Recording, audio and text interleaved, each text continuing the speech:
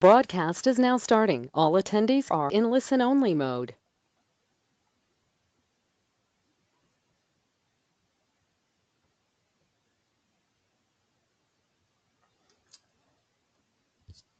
Good evening and welcome to IOF's webinar on children's bone health, pediatric nutrition, presented by Professor Craig Mons. My name is Peter Engels. I am the regional representative of IOF and I will be moderating today's webinar. Now, before introducing Professor Mons, I would like to share with you some practical information related to the setup of this webinar. Firstly, the webinar has two parts. Part one is the presentation itself by Professor Mons, which will take about 45 to 50 minutes. Part two is a question and answer session, and that will take about approximately 10 minutes. So the total duration of this webinar is set to approximately 1 hour. Secondly, you will be able to submit questions to Professor Mons, and to do so, you need to write your question in the question box, which you can find at the bottom of your navigation panel. Thirdly, this webinar is recorded, and it will be available on IOF's YouTube channel in the course of next week. To link to this recording, you will receive a dedicated mail in the course of this week. Finally, we appreciate, of course, your feedback on this webinar, and we invite you to complete a survey. Again, you will receive a link to this survey along with the link to the YouTube recording in a dedicated mail, which will be sent to you in the course of this week. Now, allow me to introduce Professor Mons. Professor Mons is a senior staff specialist in endocrinology and clinical program director for the Division of Diagnostic Services at the Children's Hospital at Westmead. He is the Professor of Pediatric Bone and Mineral Medicine at the Sydney Medical School at the University of Sydney, and he is also Head of Clinical Research at the Centre for Children's Bone and Musculoskeletal Health at Kids Research. Professor Mons' primary clinical and research interest is the diagnosis and management of primary and secondary pediatric bone disorders. Professor Mons, the floor is yours. Thank you very much, and I'd like to thank the organisers for asking me to present to you all today. So firstly, my disclosures. I have research grants from Bioceuticals with regards to vitamin D, Novartis with regards to bisphosphonates, and also related to this talk, I'm a consultant for Alexion and Novartis, looking at bone growth and bone strength, bone density, and other bits and pieces. A definition of osteoporosis in children, which is different to that in adults. Then we'll look at the management of osteoporosis, the importance of muscle in obtaining optimal bone health, look at gonadal hormones, and then finally bisphosphonates. And then we'll change tack slightly and look at nutritional rickets, the importance of calcium and vitamin D, and the prevention and treatment of rickets. So the case, it's a 11-year-old female with cerebral palsy, GMFCS5. So that means she's a girl who spends her time in a wheelchair. She has refractory epilepsy, and as you can see, she had 3 fractures prior to presentation. At 5, she fractured distal femur. At 6, her neck of femur, and at 7 years of age, her distal tibia. And at 7.5 years of age, she was referred for bone health assessment. So before going on, just like you to think about what other aspects of her medical history you'd like to take, or you'd think would be important. She had gastrostomy feeds providing all her nutrition since 6.5 years of age. She had a history of recurrent chest infections. She was on multiple antiepileptic medication, and she was in a standing frame for 30 minutes per day, 5 days a week whilst at school, and she was pre-pubertal. So what investigations do you think would be important for this young lady? We undertook some blood tests which showed normal mineral homeostasis, normal vitamin D, normal parathyroid and normal TSH levels, and she had a negative celiac screen. Other investigations that we performed included bone mineral density with DEXA, and she had reduced total body bone mineral density for height and also in her lumbar spine. And she had evidence of vertebral compression fractures in the lateral thoraco-lumbar spine X-ray. So how did we manage this young lady? Because she had a history of recurrent fractures and low bone density, by definition, she had osteoporosis. She had optimal calcium and vitamin D intake with her gastrostomy feeds. She was pre-pubertal, and we treated her with Zoledronate, which is a bisphosphonate, for 24 months. And by the age of 9.5, we'd normalised her bone density, her vertebral compression fractures had normalised, and she had sustained no further fractures. So at that time, we decided to stop treatment and we monitored her clinically. So bone mass and bone strength are very important for prevention of fractures. And as you can see, this is a graph looking at bone mass throughout life, and it mirrors that of the growth chart in children, which isn't surprising given that as you grow, your bones get longer and your bone mass increases. But how does bone mass increase? It increases through modelling, and this is something that's unique to children. Modelling is where you get bone formation and bone resorption on different bone surfaces. So the bone gets wider as well as longer. And as you'll see, it's the width of a bone which makes it strong. So what are the determinants of bone strength? Bone strength, because bone's made to be strong, not made to be heavy. So people go on about bone mass and bone density, but really what we should be talking about is bone strength. Bone strength is determined by the size of the bone and the shape of the bone. They're the two primary things that determine bone strength, but also bone density, its material properties, and the forces applied to the bone. On this next slide, you can see a cartoon which highlights the importance of bone size when it comes to bone strength. So we have two cartoons representing bone. The one on the left has a diameter of 100%, and the one on the right has a diameter which is 17% greater, so 117%. Both have the same cortical density, both have the same area, and both have the same mass. But the one on the right is over 50% stronger simply because it's 17% bigger. So the greater a diameter of bone, the stronger it is. So how do you make a bone diameter increase? So these are the determinants of bone health or bone strength in children. 80% of your bone mass and strength is determined by genetics, and we can't influence that. Now, I don't mean single gene disorders like you get in Osteogenesis imperfecta. I mean that if your parents have bones that are weak, you're likely to have bones that are weak. The other 15% is determined by muscle and muscle mass and the pull of muscle on bone, which leaves 5% for other factors, things that we bang on about in clinic, like calcium and vitamin D, general health, body weight, gonadal hormones, and other life factors. But the best way that we can influence bone mass and strength in children is through muscle. So what do we know about muscle and bone development? These are two graphs from an old study, but a very good study, which looks at the association between peak height velocity in children, peak muscle mass accretion, and peak bone mass accretion in children. On the left, you have a graph of boys, and on the right, you have a graph of girls. And you can see this, the first vertical line that you see is demonstrating peak height velocity.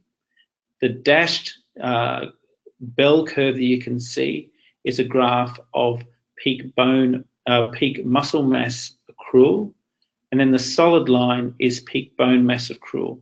So in both boys and girls, you can see they reach peak height velocity, then you get your muscle, then you get your bone. So bone follows muscle. And this has also been demonstrated in tennis players. I want you to concentrate on Rafael Nadal on the left.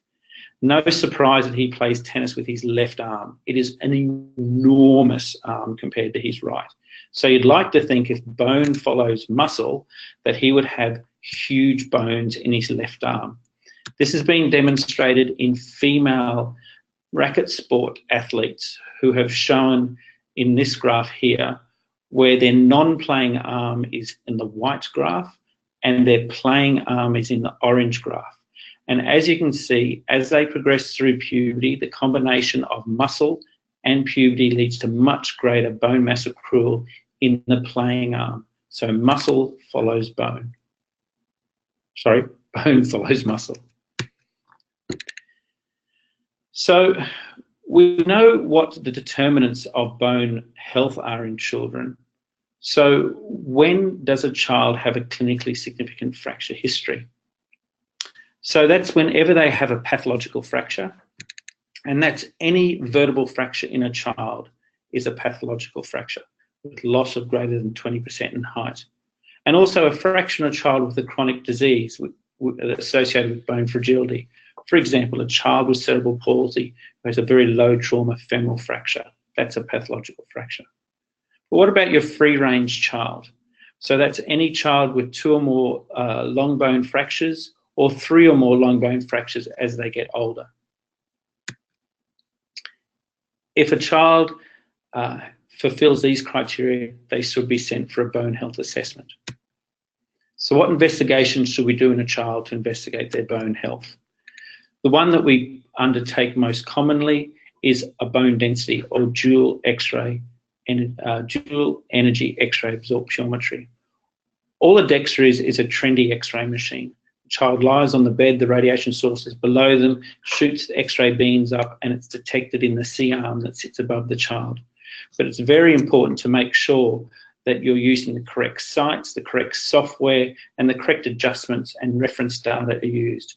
And not all bone density machines or radiography departments have these correct adjustments available. In children, the 2 areas of interest that should be reported on are lumbar spine and total body. In general, we do not report hip measures or distal radius measures in children. Now, children grow at different rates. Here we have 2 boys who I saw when they were 15.7 years of age. And looking at their bone age and their current height, I could tell that they were both going to reach about 165 centimetres in final height. But they both got there in completely different ways.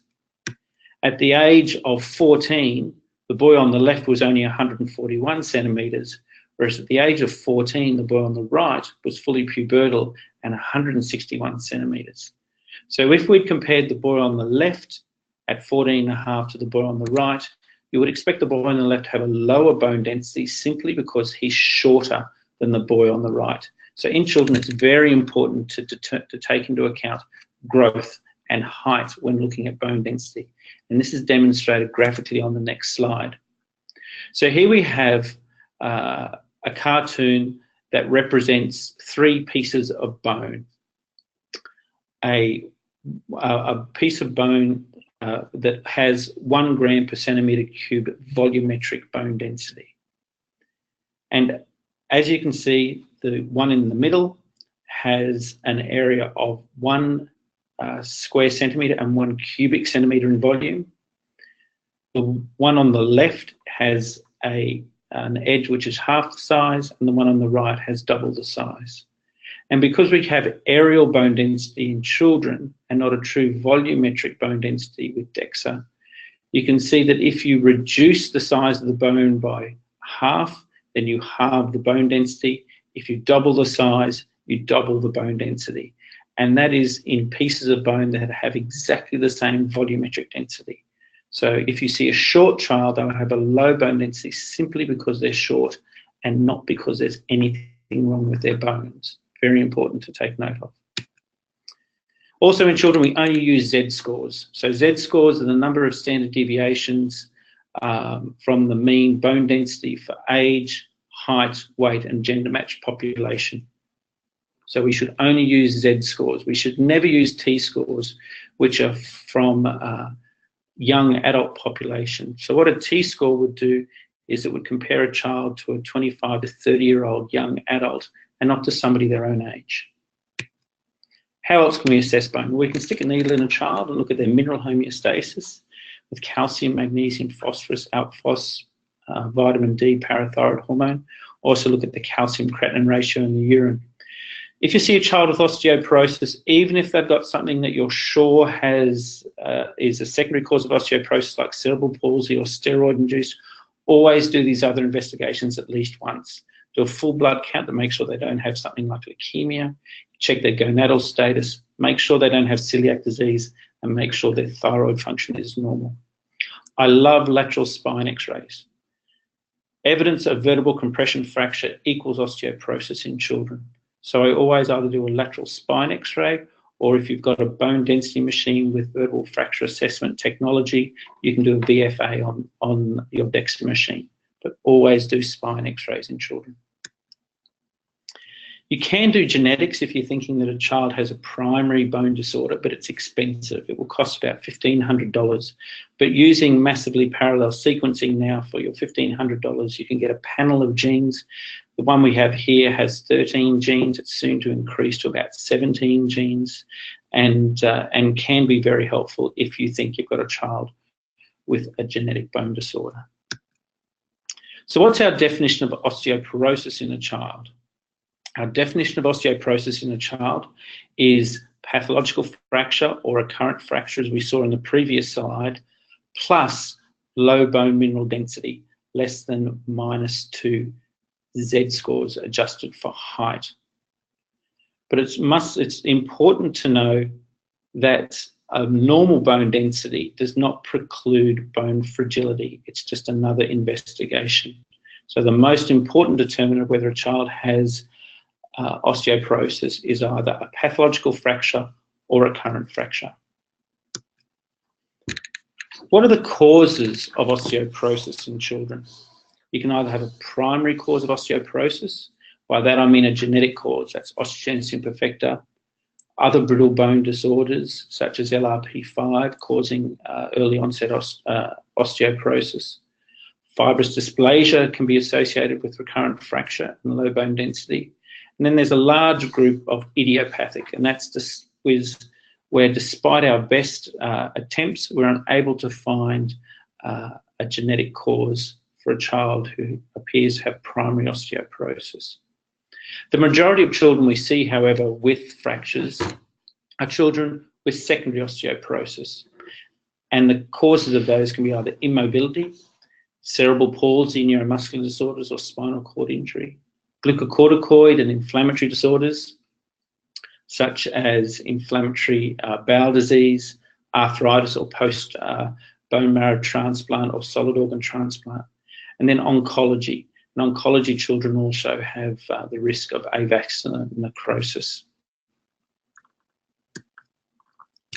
There's a recent article by Sim and colleagues in the Journal of Paediatric and Child Health, which is very good, looking at both primary and secondary osteoporosis. And this is just a table from that article, which divides osteoporosis into inflammatory, immobility, iatrogenic, nutritional, and endocrine. And it's a very good article and a good way of reviewing the topic. You can also think about the way that diseases affect different bones. Inflammatory disorders and steroid-induced osteoporosis primarily affect the spine and can lead to to thoracic and lumbar spine compression fractures, whereas immobility disorders are more likely to affect long bone, so femoral fractures and humeral fractures.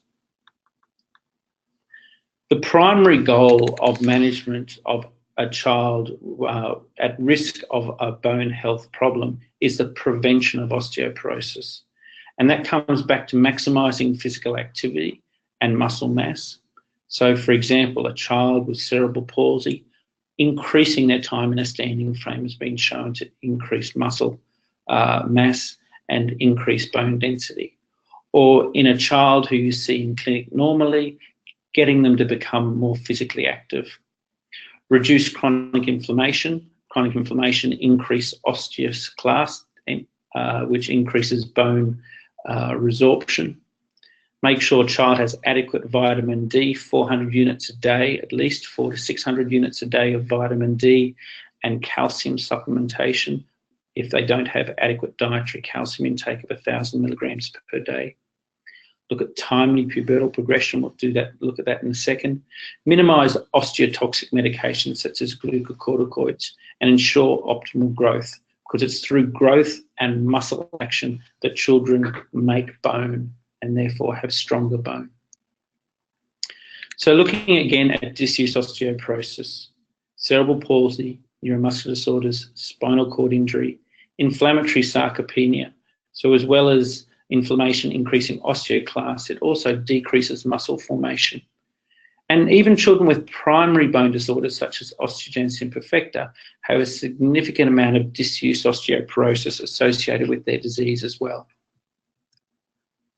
So this is an example of a child with cerebral, two examples of children with cerebral palsy who, due to their immobility, have had femoral fractures, either a mid-shaft femur of the girl on the left or a distal femur on the right.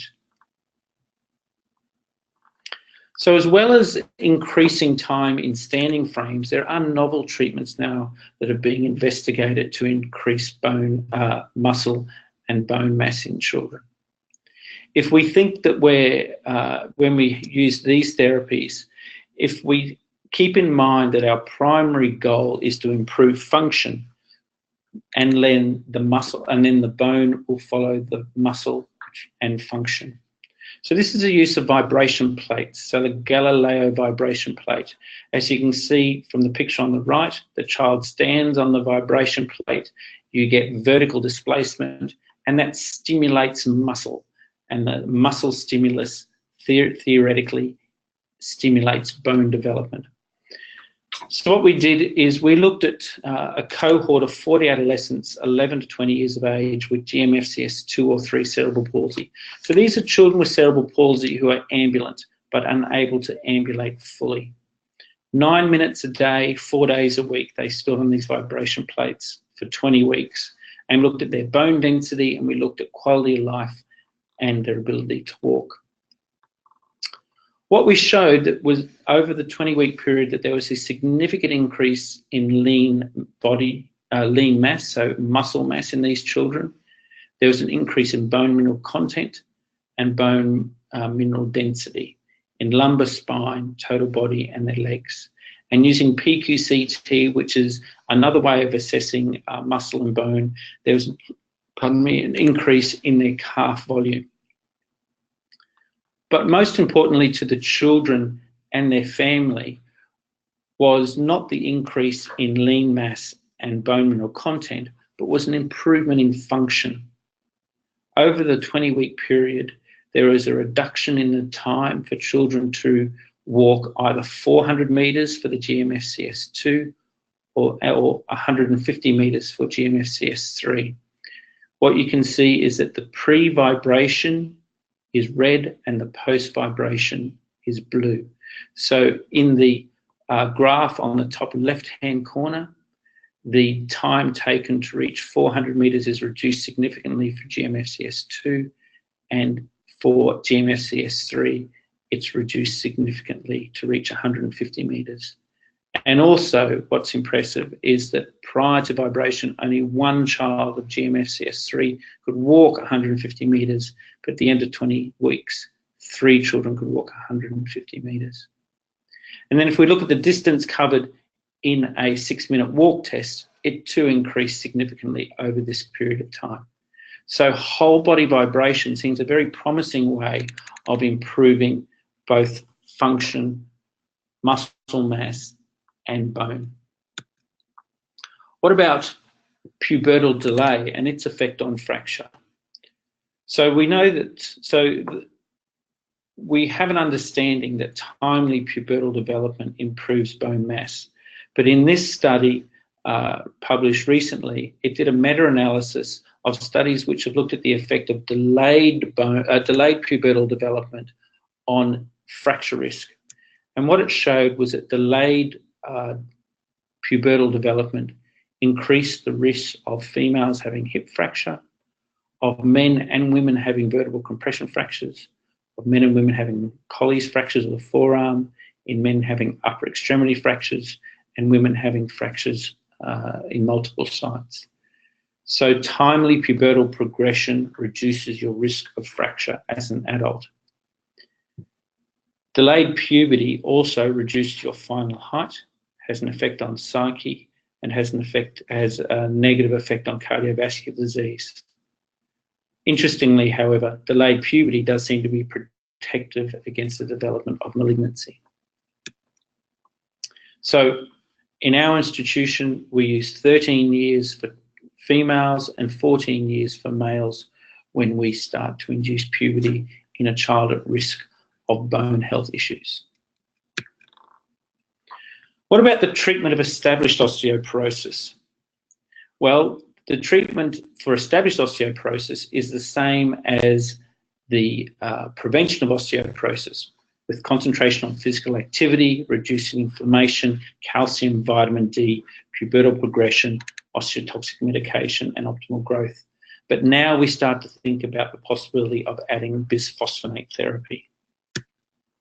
So who do we treat for bisphosphonates? We treat children with established osteoporosis.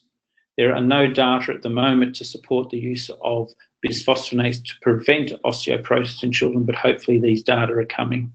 So we're treating children with primary bone diseases and secondary bone diseases. So how do bisphosphonates work? So bisphosphonates are basically osteoclast poisons. They're given either intravenously or orally, most effective intravenously. They attach to the bone and paint the bone and just sit there as medications. An osteoclast comes along, they eat up the bisphosphonate covered bone, and that reduces the activity of the osteoclast. So Pamidronate on bone modelling on the cortex works like this. So here you can see an example of a cortex with bone formation on the outside, bone resorption by the osteoclast on the endocortex. As you get periosteal bone formation, the bone gets wider, but the cortex doesn't get thicker because you still get endocortical bone resorption as well as periosteal bone formation. If you give a bisphosphonate and you stop the osteoclast eating bone on the inside or the endocortex, you still get periosteal bone formation without endocortical bone resorption, so you actually get a thicker cortex. So that's how it works on the cortex, but what about near the growth plate for the trabecular bone? Trabecular bone is made by the growth plate. So this is a cartoon showing growth plate cartilage with clonal expansion of the chondrocytes, the primary spongiosum, and then at the end of the primary spongiosum, you have these osteoclasts. And the osteoclasts resorb the primary spongiosum and stop the development of the secondary spongiosum, which is your trabecular bone. So just imagine we gave a bisphosphonate and all we did was stop those two osteoclasts, and that was it. Just imagine that's all we did. But what we would do is we would instantly double the bone density at the metaphysis by increasing the trabecular bone. So bisphosphonates work much better in children than they do in adults because children are growing and undergoing bone modelling. So a lot about what we know about intravenous bisphosphonates in children we've learned from Osteogenesis Imperfecta, but the same is true for whether it's a primary bone disorder or a secondary bone disorder. What you do need is a coordinated approach with medical, surgical, and allied health, physiotherapy, occupational therapy. The first thing you notice when you treat a child with bisphosphonate is it decreases pain. Bisphosphonates decrease bone pain, irrespective of the cause of the bone pain, be it osteoporosis, fibrous dysplasia, or even children with cancer. And after 6 months, you get an improvement in pain, the therapist can get the child up and active, and they're much happier. Because you take the bone pain away, the muscles can pull harder on the bone, so you get an increased muscle grip force when you first start treating with bisphosphonates. If you do a transiliac bone biopsy, where you can look at both trabecular and cortical bone in children, you see that after 2 years of treatment, you get significant increases in cortical thickness and trabecular number after 2 years of treatment with bisphosphonates. using bone mineral density, you can see that you get incredible increases in bone mineral content, bone volume, and volumetric bone density with bisphosphonate treatment in growing children. Now, if I was an adult physician, I'd be showing you a graph of adult use of bisphosphonates, and I'd be very excited by 3% increases in bone density. In children, you get 100, 120, 150% increase in bone density. That's because you're taking advantage of the fact that children are growing while you're giving them bisphosphonates. So bisphosphonates are really excellent treatments for osteoporosis in children. If you increase the trabecular number and cortical thickness, and you accompany that with growth, you can get reshaping of vertebral compression fractures in children. And you can see here an example of reshaping a vertebral fracture in a child with osteogenesis imperfecta over 3 years of treatment. You increase muscle force, you decrease long bone fracture, and you improve bone shape. You get an improvement in gross motor scores in children treated with bisphosphonates, and improved mobility. And really, that's what we're trying to do. We're trying to improve function and mobility with everything we do. So the beneficial effects of IV bisphosphonates in children: reduce bone pain, increase muscle strength, increase trabecular number, increase cortical thickness, increase bone mass and density, improve vertebral shape, and you improve gross motor function. But there are side effects. You reduce bone turnover, you can get delayed bone healing in osteogenesis imperfecta. You get the acute phase reaction with the first infusion. You get hypocalcemia, respiratory distress, the sclerotic lines. There's always the risk of osteonecrosis of the jaw and abnormal tooth development, and it should not be given to women while they're pregnant because it crosses a placenta. So this is a graph, a table that outlines my approach to bone health assessment in children with chronic disease. So you can see it starts from about age 4, and every 2 years you look at prevention, you look at a child's environment to make sure it's safe. You look at the dietary assessment, looking at their calcium and vitamin D intake. You can do a mineral assessment with vitamin D levels, calcium, magnesium, phosphorus, and alkaline phosphatase. You ask them about their fractures. Too often we forget to ask whether a child's had a fracture over a 2-year period. You do a lateral spine x-ray and especially in children on glucocorticoids, and I would do that every 2 years, but I know some of my colleagues would recommend you do that annually. You look at puberty and you consider pubertal induction for 13 years in a female and 14 years in a male if there is no pubertal assessment. Bone density. I do not routinely do bone density in these children. I do bone density if there's time of a fracture, or sometimes before scoliosis surgery if the surgeon is concerned that they may not be able to have their instruments hold. And then osteoporosis bloods, thyroid, celiac, or pubert, and assessing for pubertal hormones. That's if there's a fracture, and especially if you're about to start treating with bisphosphonates. So summary of the osteoporosis aspect of the talk.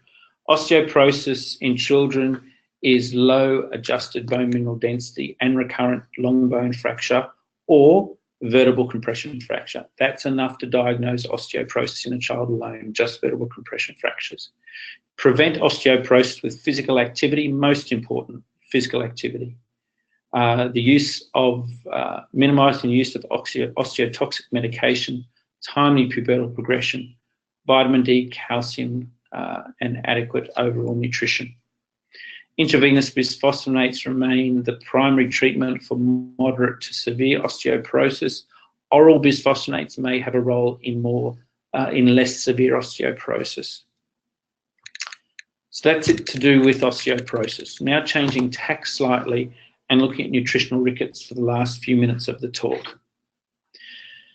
And I'd like to bring to your attention this paper from the Journal of Clinical Endocrinology and Metabolism from a couple of years ago, which is a global consensus on the recommendation of prevention and management of nutritional rickets in children. So vitamin D and calcium in children is all about nutritional rickets. We can bang on about vitamin D being important for general health, general bone development, maybe even prevention of autoimmune diseases or whatever else you think vitamin D might be important for. But at the end of the day, the only thing we can really say we know vitamin D is important for is bone mineralization, and the most severe consequence of that is nutritional rickets. And you get nutritional rickets when you have a combination of vitamin D deficiency and calcium deficiency. So how do we classify vitamin D deficiency with regards to nutritional rickets? So a sufficient state is greater than 50 nanomoles per litre. So divide that by 2.5 to, 20 nanograms per decilitre. Insufficiency, 30 to 50 nanomoles per litre. And deficiency is less than 30 nanomoles per litre.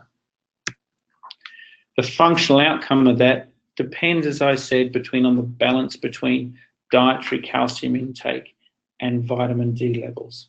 You can have a low vitamin D level, but if you have an excellent dietary calcium intake, then you won't have a bone problem.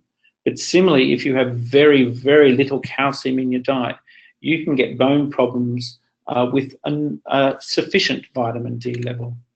But the majority of children with low vitamin D levels are asymptomatic. Osteomalacia and rickets are the most significant complication. And there are biochemical and bone density associations with low vitamin D levels. There is no indication for routine screening of vitamin D levels in children. What about dietary calcium deficiency? So adequate dietary calcium in children 0 to 6 months is 200 milligrams per day.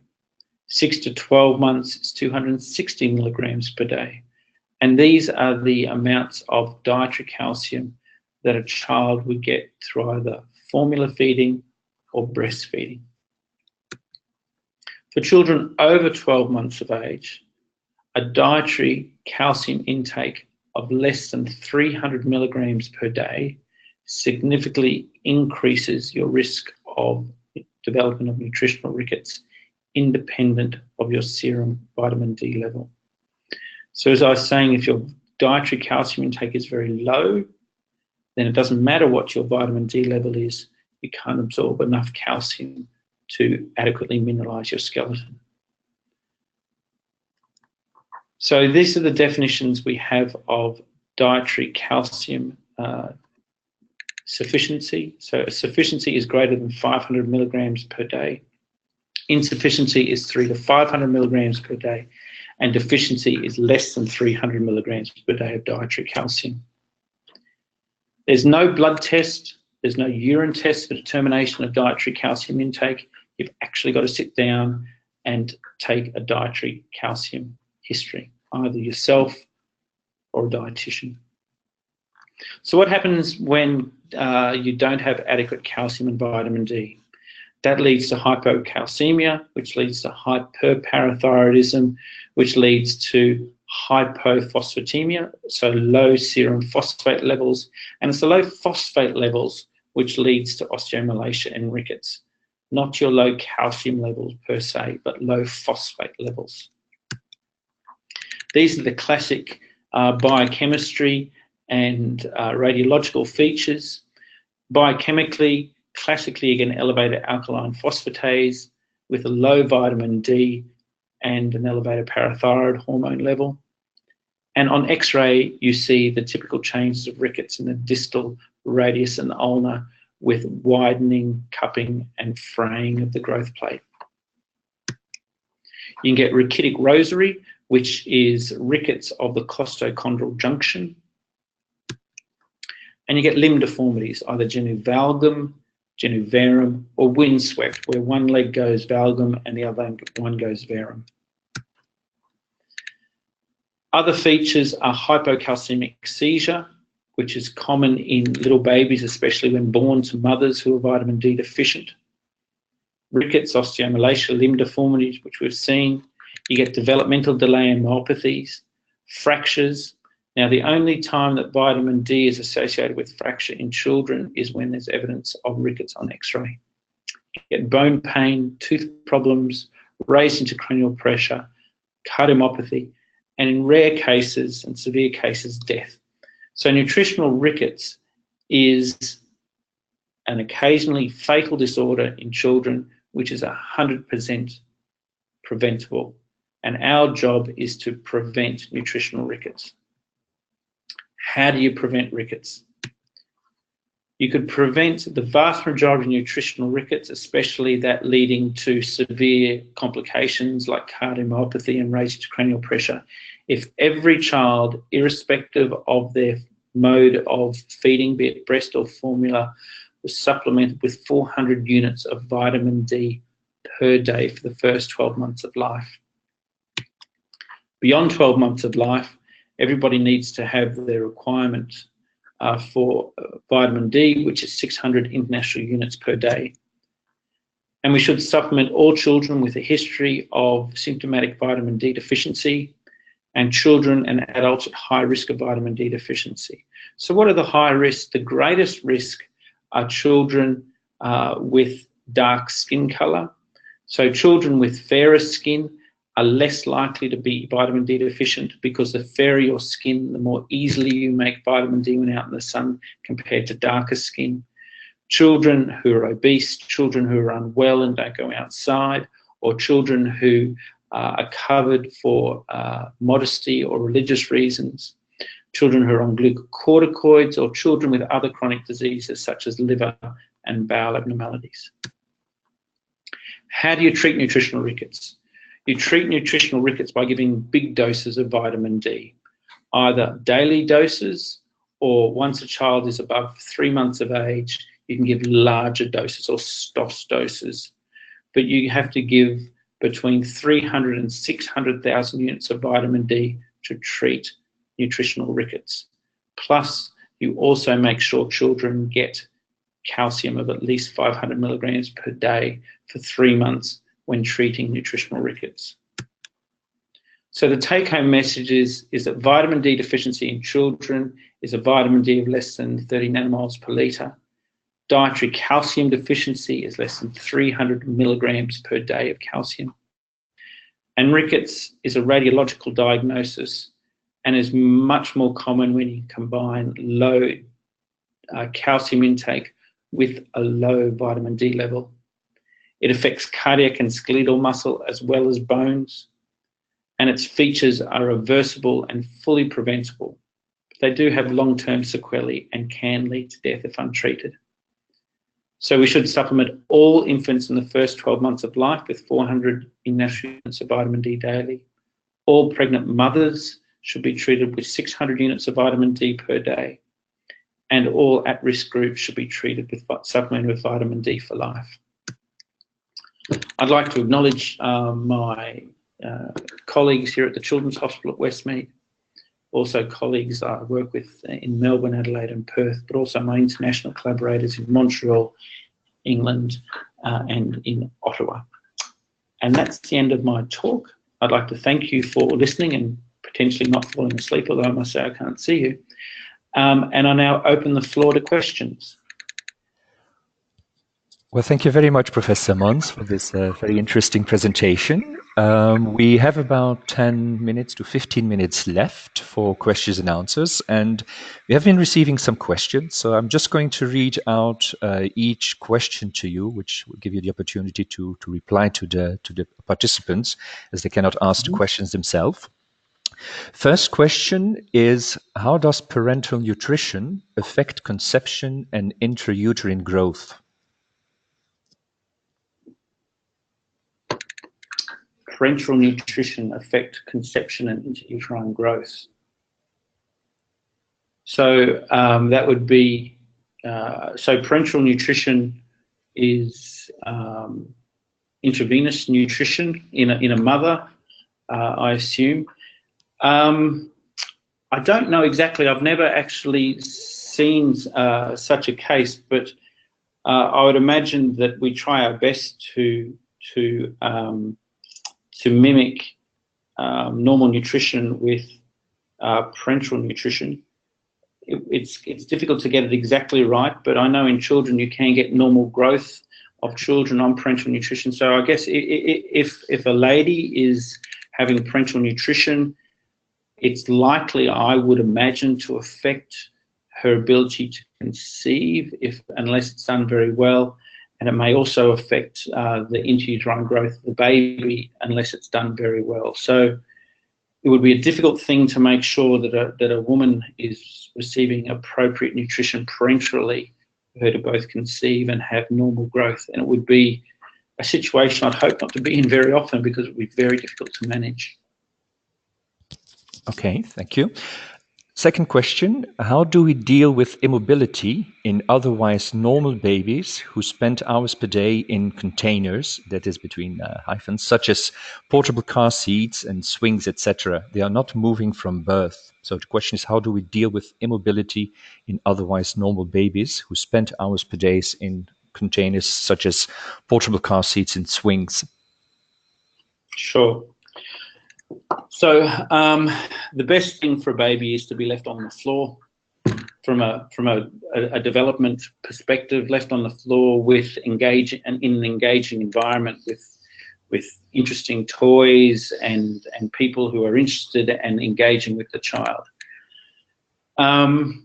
They shouldn't spend a lot of the time in car seats and in bouncy swings and so on. So the best thing to do is to avoid it if possible. I'm not aware of any data to show that's linked increased time in those seating positions with abnormal bone development. The good thing is that it doesn't take a lot of activity to get a baby to start developing normal bones. And because they grow, even if there is a period of immobilization, they can overcome that if they become active.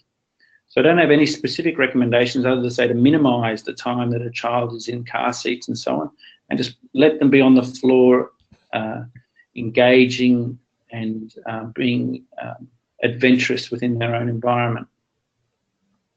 Okay, thank you, Professor. Next question, is there any increase in osteonecrosis in children treated with bisphosphonates? So there's been no reports of osteonecrosis of the jaw in children treated with bisphosphonates.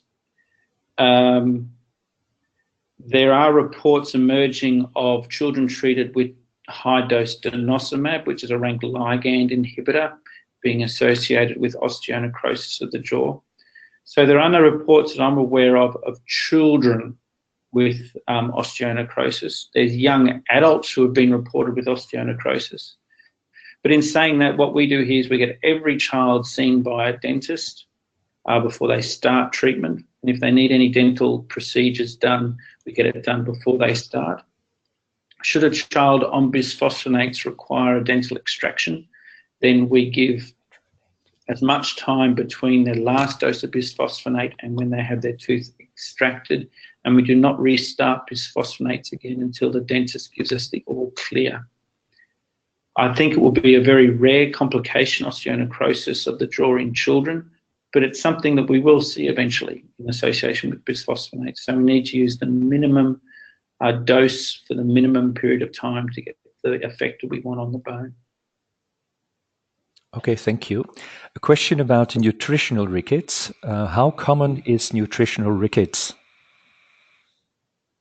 So it depends on where you are and the population that you're looking at. So in Australia, for example, so it's overall nutritional rickets is rare, which is good. If you look on a population level, that is, if you look at some specific communities, for example, the Sudanese in Australia have a 15 times risk of developing nutritional rickets than do the general population. So within some cohorts, it's more common. The true incidence throughout many developing nations hasn't been looked at. It's been looked at mainly in countries like Australia and New Zealand and England and Canada, where its incidence is rare. It's about 1 in 20,000. But in other countries, it may well be far more common than that, but hasn't really been investigated. Okay, thank you. Then we have a number of questions about Pamidronate and bisphosphonate treatment. I'm just going to try to put them together. One person is asking what is the main difference between Pamidronate and bisphosphonate treatment, and another person asking is Pamidronate basically the only choice of bisphosphonate in children? So bisphosphonates are I'm sorry for the confusion I've caused. A bisphosphonate is the group of drugs of which there are many types. So you have bisphosphonates, you have pamidronate, which is an intravenous form, zoledronate, which is another intravenous form, bendronate.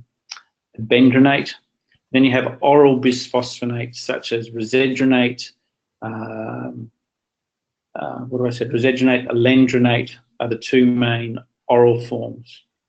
The one that's been investigated the most is intravenous pamidronate, but now intravenous zoledronate is being used more often than before.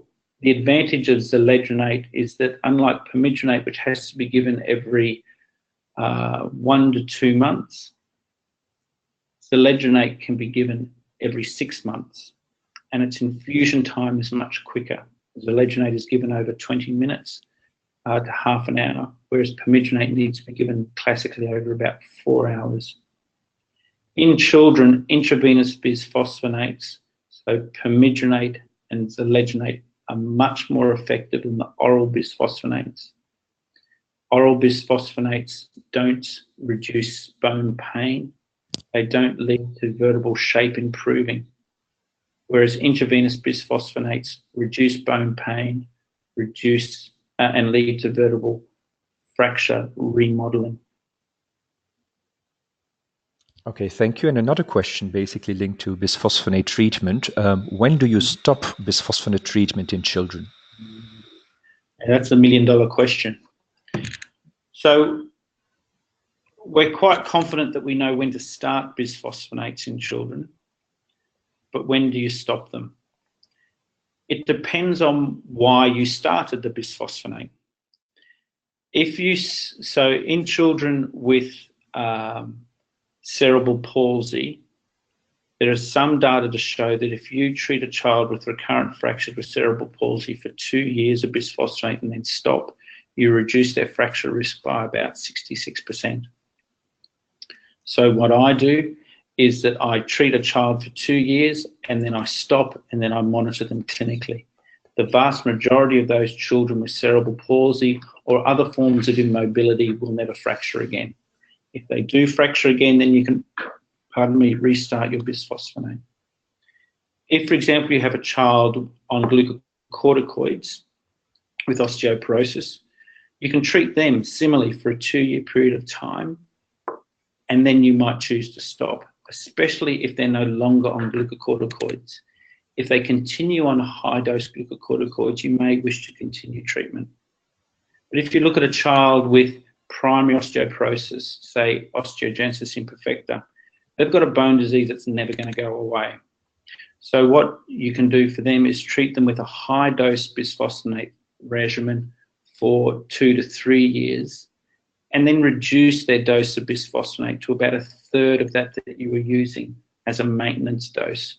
So children with primary osteoporosis, you think of a treatment dose, which is high dose, treat them for 2 to 3 years, and then drop them down to a maintenance dose. But each child varies on their response. So there's not a lot of evidence behind that.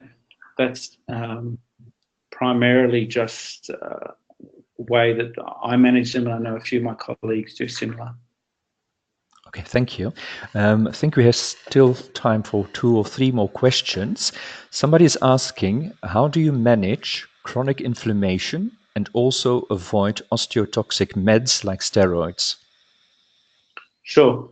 So you manage chronic inflammation. In the primary source of chronic inflammation that we see, well, there's a number of different things. If you've got something like arthritis or inflammatory bowel disease, that's a chronic inflammation.